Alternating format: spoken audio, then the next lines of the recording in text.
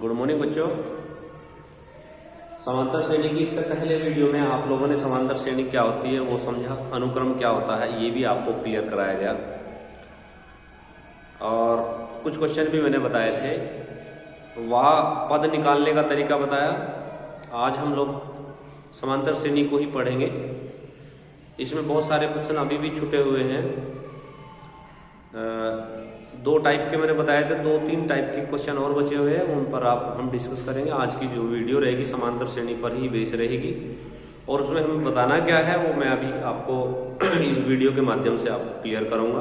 प्यारे बच्चों, आपसे सिर्फ मेरा इतना ही वो है कि रिक्वेस्ट मान लीजिए कि आप डे टू डे पढ़ते रहिए, अपने माइंड को डाइवर्ट मत कीजिए, अपने माइंड को कंसंट्रेट करके और फोकस करके, साइंस के बच्चे हैं वो फोकस करके अगर पढ़ेंगे और डे टू डे टाइम देंगे तो ज़्यादा बेहतर रहेगा। कोर्स तकरीबन पूरा हो ही जाएगा जल्दी ही, ऐसी कोई बात नहीं है। मेरा मकसद है सिर्फ मेथड को क्लियर कराना और आपका मकसद है उसी सवाल से उठाकर बहुत सारे क्वेश्चन करना। उसको सफिशिएंट मत समझ के चलिए कि यही सब कुछ है। मैं सिर्फ मेथड क्लियर करा रहा हूँ, हर टाइप के क्वेश्चन आपको बताने की प्रयास कर रहा हूँ। आज हमारे सवाल कैसे रहने वाले हैं आपको इस वीडियो के माध्यम से बता दिया जाएगा। अब पहला सवाल है, आपने पहले करा भी होगा, मैंने इस मेथड को क्लियर करा दिया है। पहला सवाल है श्रेणी 76, 72, 78, 74 का कौन सा पद शून्य है? श्रेणी 72, 76, 72, 68, 64, 76, 72, 68, 64 दोनों का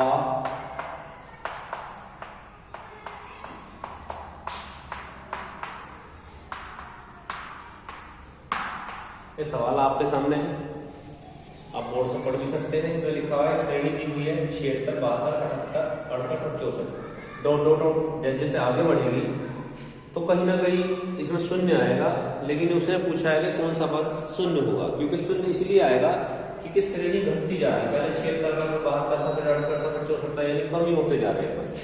इसका मतलब शून्य भी जरूर आने वाला है, होगा जरूर।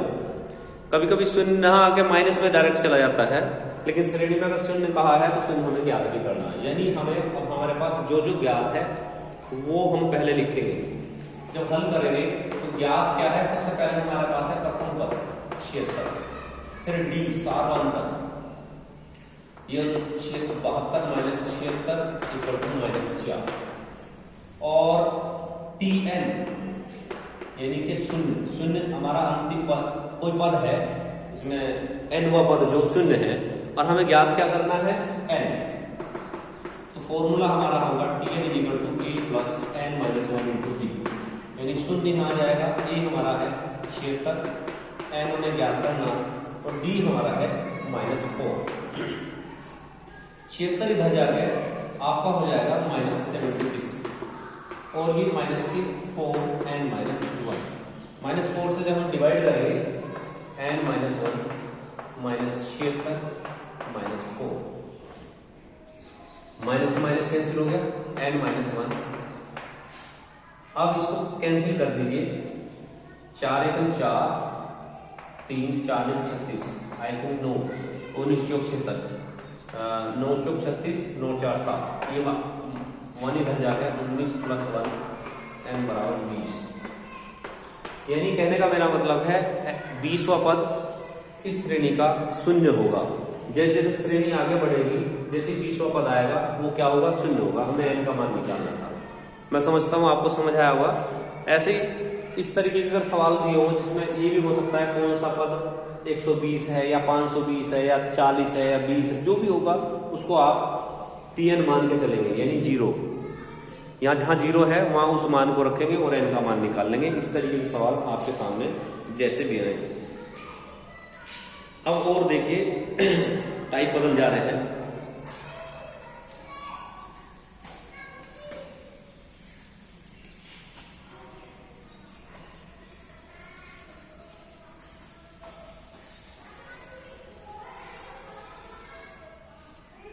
देखिए इसमें लिखा हुआ है किसी समांतर श्रेणी का 5वां पद 11 है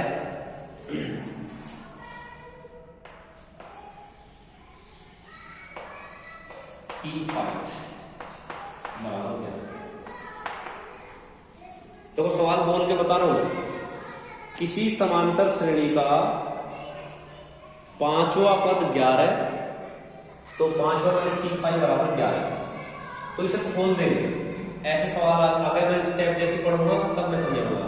T5 बराबर 11 है तो इसको लिखेंगे A प्लस 5 माइनस 1 D बराबर 11। A 5 4D बराबर 11 समीकरण नंबर 1। पांचवा पद कितना होगा? 11। नौवा पद 7 है। नौवा पद T9 बराबर 7।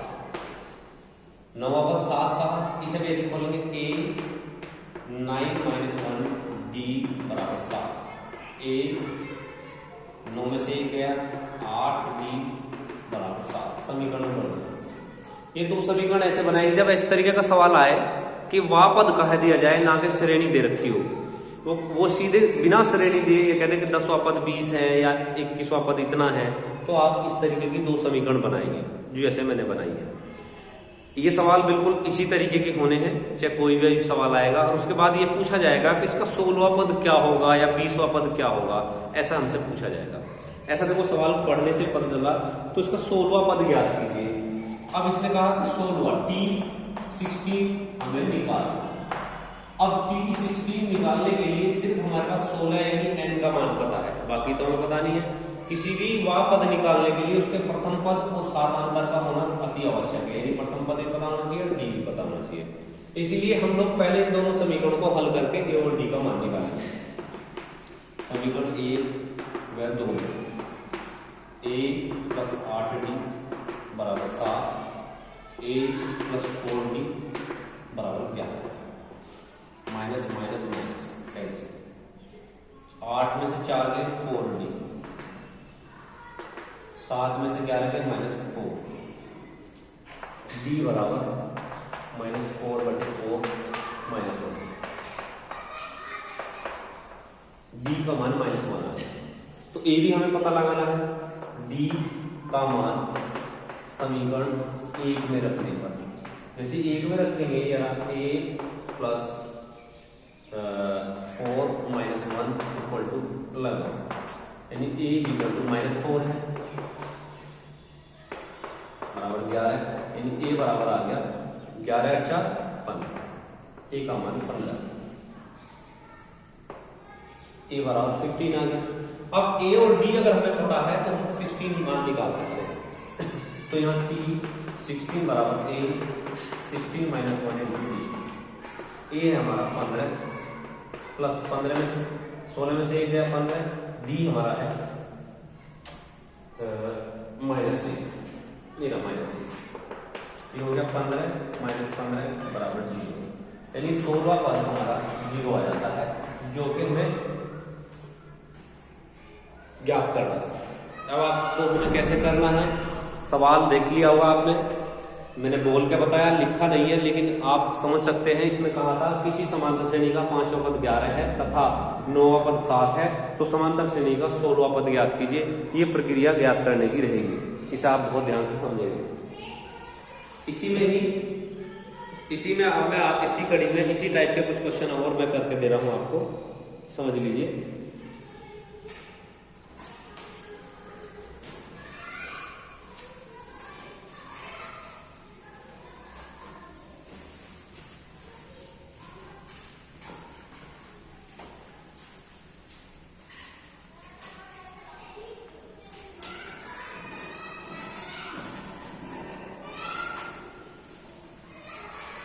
एक सवाल है, किसी समांतर श्रेणी के प्रथम पद 5, अंतिम पद 80 है और सार्वंतर 3, तो पदों की संख्या ज्ञात कीजिए। किसी समांतर श्रेणी का प्रथम पद हमें ज्ञात है 5, अंतिम पद 80 तथा सार्वंतर D बराबर 3।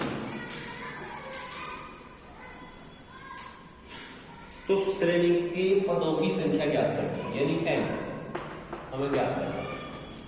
तो n ज्ञात करने के लिए हमें ये देखना पड़ेगा कि ऐसा कोई फॉर्मूला हमारे पास है जिससे हम इसको निकाल सकते हो, n का पता लगा सकते हो। देखो अंतिम पद वैसे तो l माना जाता है, यानी कहने का मेरा मतलब है अगर पहला पद हमें ज्ञात हो गया और अंतिम t पता चल गया और सार्वत्रिक 3 के हिसाब से चल रहा तो ये tn का काम करेगा, tn इसे लास्ट पद भी कह सकते हैं। और वो जो सूत्र मैंने आपको बताया था कि अंतिम पद से अगर वह पद पूछा जाए तो माइनस में बन जाता है, यानी यहां से पांचवा पद पूछेंगे तो l minus T n minus D l minus n minus D वाला फॉर्मूला लगता है। लेकिन यहाँ ऐसी कंडीशन नहीं है, हमारे पास अगर अंतिम पद दे रखा है, प्रथम पद दे रखा तो कहने का मतलब a हमें पता चल गया और tn भी हमें पता चल गया, तो हम इसे ऐसे लिख सकते हैं अंतिम पद बराबर प्रथम पद प्लस n माइनस 1 और डी। अंतिम पद 80 हो गया, a हमारा 5 प्लस n माइनस 1, डी हमारा 3, 80 minus 5 3n minus 1, 75 3n minus 1, n minus 1 75 बटे 3, 25 की 75, n माइनस 1 बराबर 25, n बराबर 26। यानी हमें पदों की संख्या पता चली है, यानी श्रेणी के अंदर यहां से यहां तक पहले से शुरू होकर 80 पे खत्म होता है, तो 80वां जो पद है 26 है, यानी पदों की संख्या 26 है।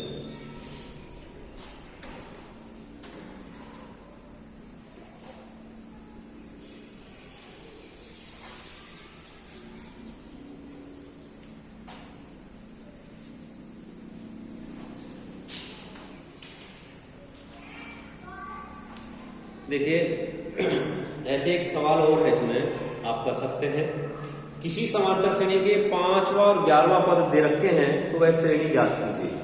तो जब 5वां और 11वां पद दे रखा तो जैसे मैंने अभी थोड़ी देर पहले सवाल किया था t5 बराबर इतना और t9 बराबर, उससे दो समीकरण बनाएंगे और a और d का मान निकालेंगे।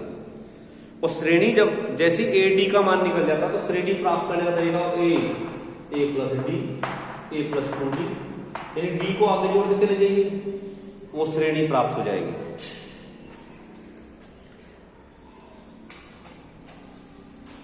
ऐसे ही एक सवाल इसमें दिया है, किसी समांतर श्रेणी का 7वां पद ये है, 10वां पद ये है, तो श्रेणी ज्ञात कीजिए। सेम वैसे ही क्वेश्चन जो अभी मैंने थोड़ी देर पहले कराया था। अभी बहुत ही महत्वपूर्ण प्रश्न आपके सामने है, पहला 2 क्वेश्चन है, बहुत ध्यान से समझने का। यदि किसी समांतर श्रेणी का mवां पद, बहुत इंपॉर्टेंट क्वेश्चन, किसी समांतर श्रेणी का mवां पद tm बराबर 1 बटा है, इसको लिखेंगे a plus m minus 1 b बराबर 1 बटा है, समीकरण नंबर 1। tn वर्गमूल किसी समांतर श्रेणी का mवां पद 1 बटा है, nवां पद 1 बटा m है, तो सिद्ध कीजिए कि mnवां पद 1 होगा। mnवां पद तो हमें ज्ञात करना है, a n माइनस 1 बराबर 1, समीकरण नंबर 2। सिद्ध क्या करना है? सिद्ध करना है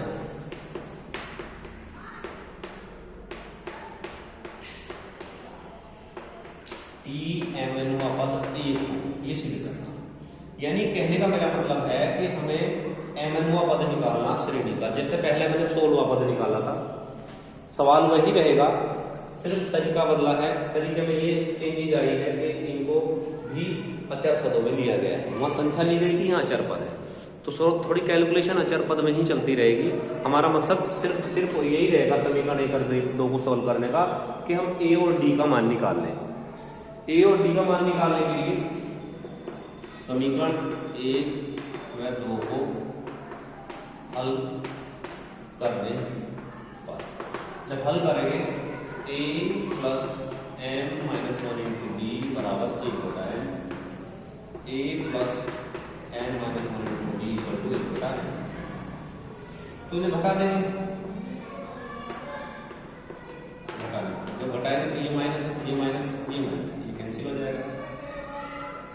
m minus 1 minus n plus 1 D 1 बटा n माइनस 1 बटा n।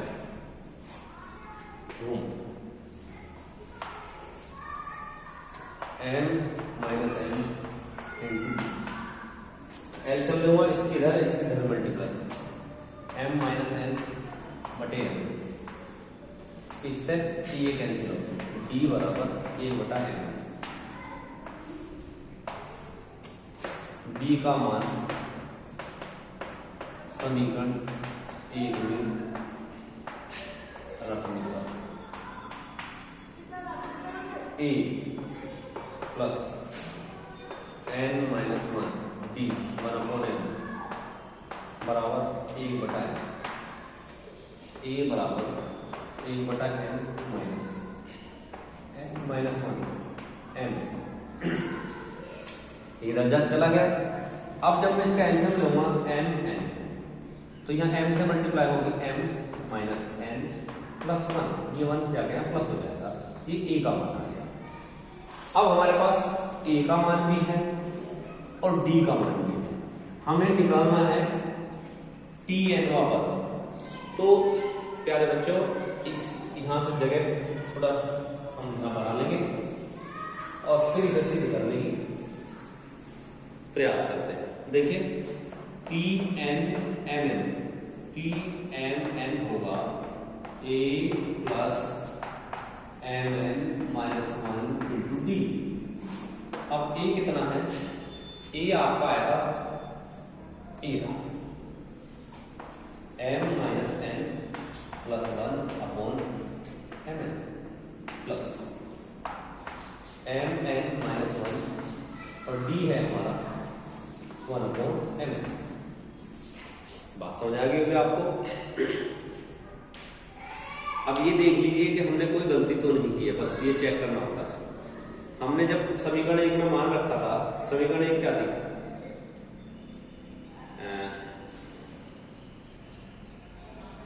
हाँ कुछ गलती हुई हमसे।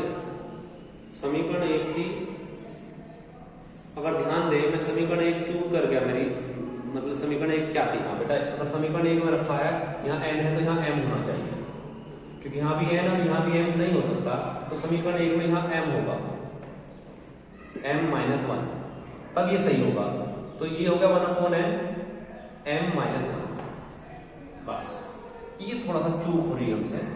अब वो पता कैसा लगा, जब मैं इसकी कैलकुलेशन करने के लिए गया तो देखिए यहाँ m माइनस 1 है, और जब मैं इसका एलसीएम लूंगा a का तो यहाँ m से मल्टीप्लाई होगी m minus m minus minus plus 1 बटे m, इससे ये कैंसिल हो गया, a बराबर 1 अपॉन m।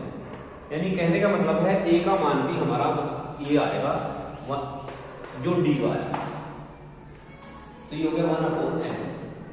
तो यहाँ हो गया mn एलसीएम आ गया 1 प्लस mn माइनस 1 से 1 कैंसिल, tmn mn कटने के बाद 1 आ गया और ये आ गया tmn बराबर 1। ये हमें सिद्ध करना है।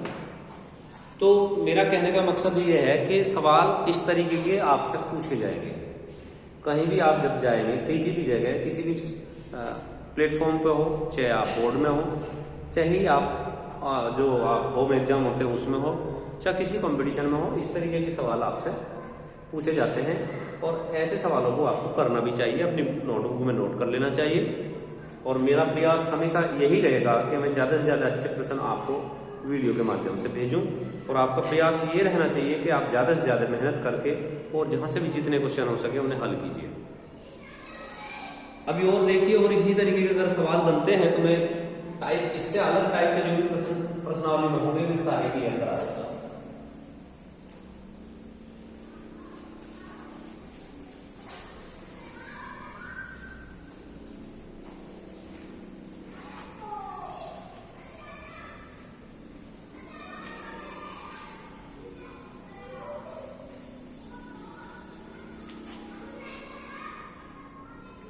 देखिए एक सवाल ये था ही, इससे अगला सवाल है, यदि किसी समांतर श्रेणी का पीवा पद क्यू हो, देखिए P P equal to Q और P Q equal to P, समीकरण एक इसकी बनेगी, समीकरण 2 इसकी बनेगी, वैसे ही हल करेंगे। और इसने कहा तो सिद्ध कीजिए इस श्रेणी का T P plus Q equal to 0 होगा। यानी जो सवाल अभी मैंने किया है वही क्वेश्चन ये है, इसको आप अपने आप करेंगे, हो सकता हो करके आप मेरे व्हाट्सएप नंबर पर सेंड भी करें ये सवाल जो मैंने दिया है आपको, ताकि मुझे भी पता लगे कि आप लोग प्रॉपर चैनल पे पढ़ भी रहे हैं और वीडियो भी देख रहे हैं। महत्वपूर्ण प्रश्न है, इसी में आप आइए, इसमें लिखा है x का मान ज्ञात कीजिए यदि समांतर श्रेणी होगी। इस तरीके की अगर समांतर श्रेणी हो तो x का मान ज्ञात कीजिए। x का मान ज्ञात कीजिए यदि मान ज्ञात कीजिए 2x, x + 8 3x + 1, x + 8 और 3x + 1 समांतर श्रेणी।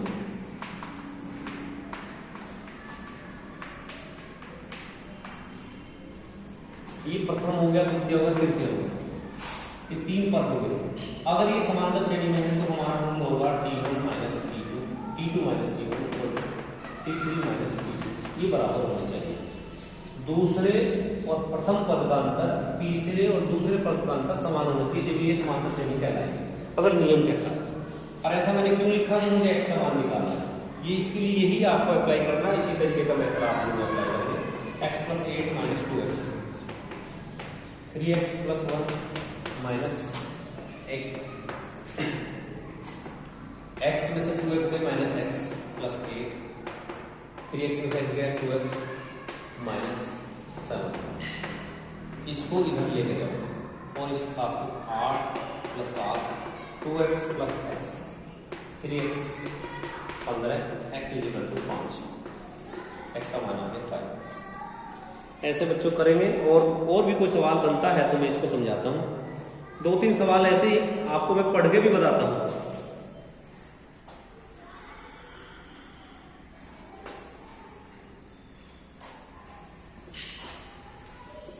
दो तीन सवाल हैं ऐसे। ये है कि 50 पदों की किसी समांतर श्रेणी में अंतिम पद 101 है और सार्वंतर d है, तो पहला पद ज्ञात कीजिए। क्योंकि ये 20वां प्रश्न है। 50 पदों की एक श्रेणी है, यानी n = 50, जिसका अंतिम पद यानी l Tn भी कह सकते हैं 101 और सार्वंतर d2 a पूछ रहा है। तो आप देखिए सूत्र एक l = n - 1 × d। तो अब l पता है आपको, d पता है, n पता है, ये तो अपना भी निकल जाएगा। तो श्रेणी का रूल ये होता है कि 1 2 3 4 4 पदों में से कोई भी 3 पता हो गए तो चौथा पद इस सूत्र के आधार पर आप लोग निकाल लेंगे कैलकुलेशन के अकॉर्डिंग। जब से जैसे जैसे कैलकुलेशन करेंगे वैसे आपके सामने सवाल आ जाएगा। मेरा मकसद है अच्छे प्रश्नों को बताना। एक समांतर श्रेणी में 60 पद हैं, वही जैसा अभी मैंने बताया उसी तरीके का फिर सवाल आ जाता है। किसी समांतर श्रेणी के 12 पद, 5वें पद 14 से अधिक है। अब देखो थोड़ा सा अलग सवाल आ गया है। 22वां प्रश्न है, 2-3 सवाल बिल्कुल अलग है, क्लियर कर लेते हैं। ये लिखा हुआ है किसी समांतर श्रेणी का 12वां पद 5वें पद से 14 अधिक है। 22वां प्रश्न, किसी समांतर श्रेणी का 12वां पद 5वें पद से 14 अधिक है, यानी T12 - T5 = 14 का अंतर है। किसी समांतर श्रेणी का बात, या तो मैं लिख देता हूं, आप समझिए। किसी समांतर श्रेणी का 12वां पद T12 लिखो, 12वां पद कोमा 5वें पद से 14 अधिक है। 14 दिखे, उनका योगफल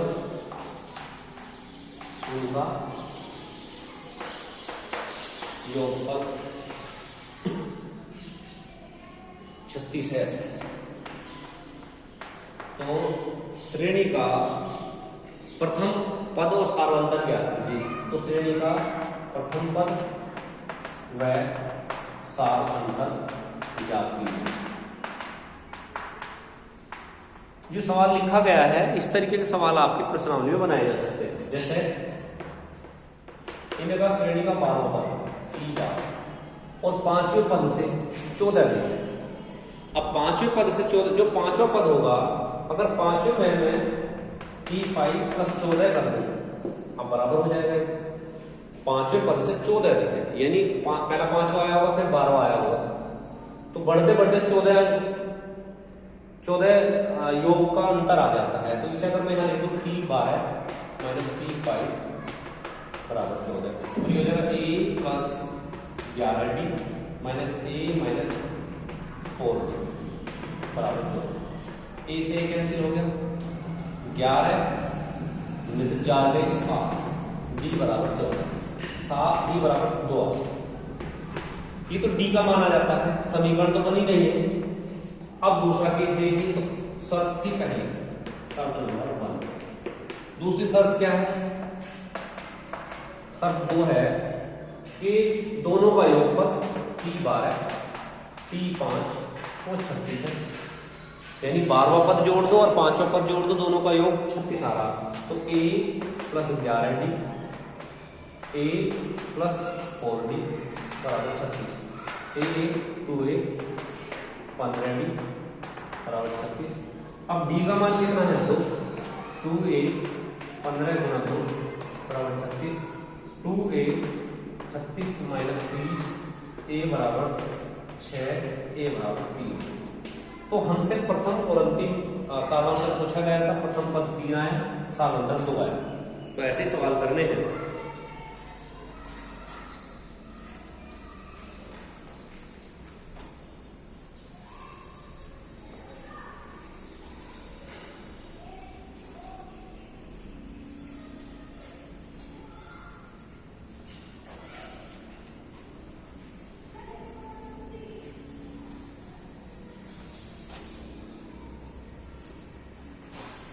अब देखिए, इसमें अच्छा प्रश्न दे रखा, महत्वपूर्ण भी है। 23वां प्रश्न है प्रश्नावली का। यदि किसी समांतर श्रेणी का पहला पद और अंतिम पद हो, यदि किसी समांतर श्रेणी का प्रथम पद A तथा अंतिम पद L हो तो सिद्ध कीजिए कि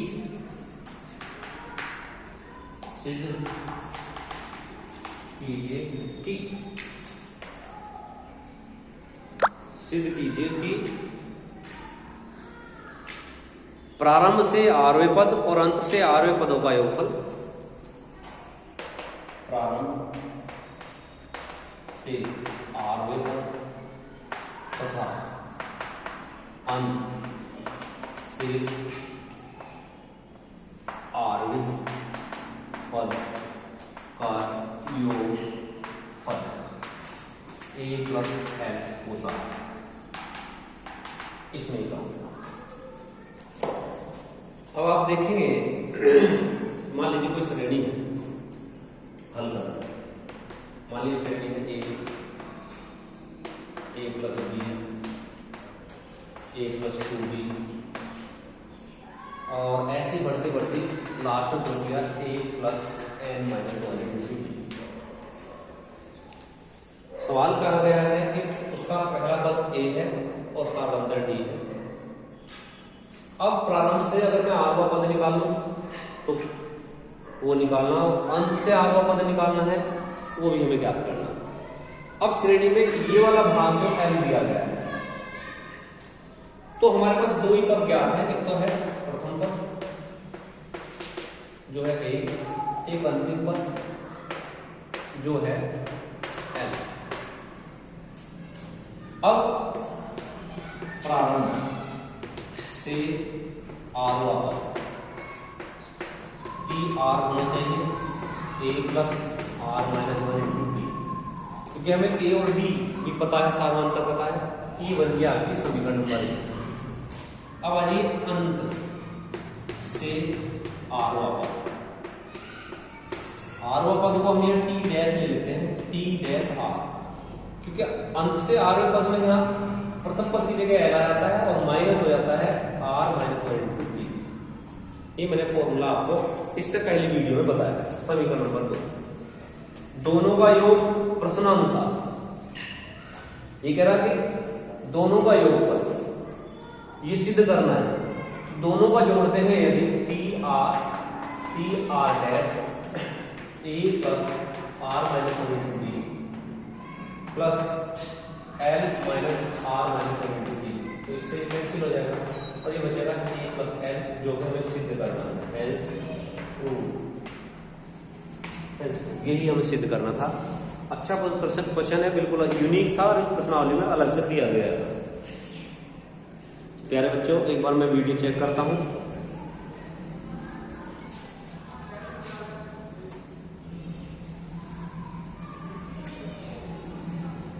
प्यारे बच्चों, आपने देखा होगा कि हर तरीके के सवाल इसमें हम लोगों ने क्लियर किए हैं, और अगर क्वेश्चन बनते हैं तो मैं देख लेता हूं।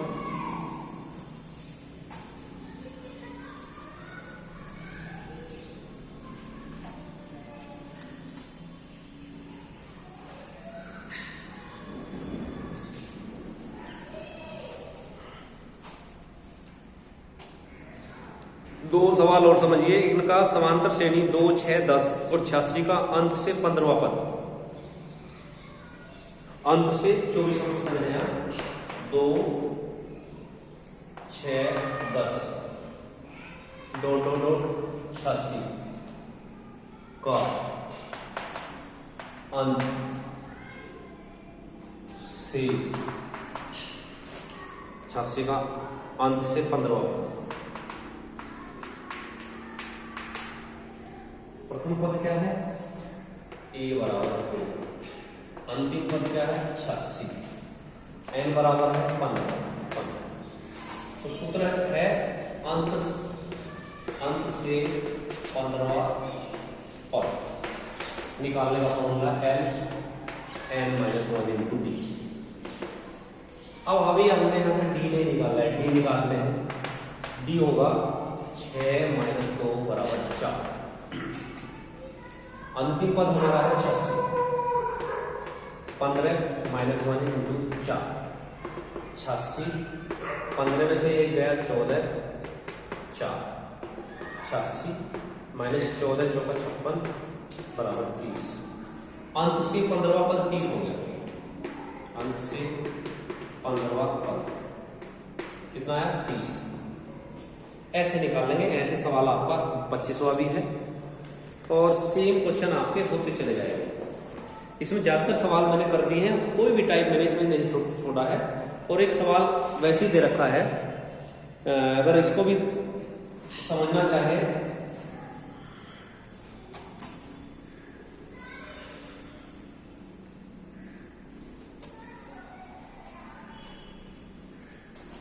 एक सवाल है आपका, एक व्यक्ति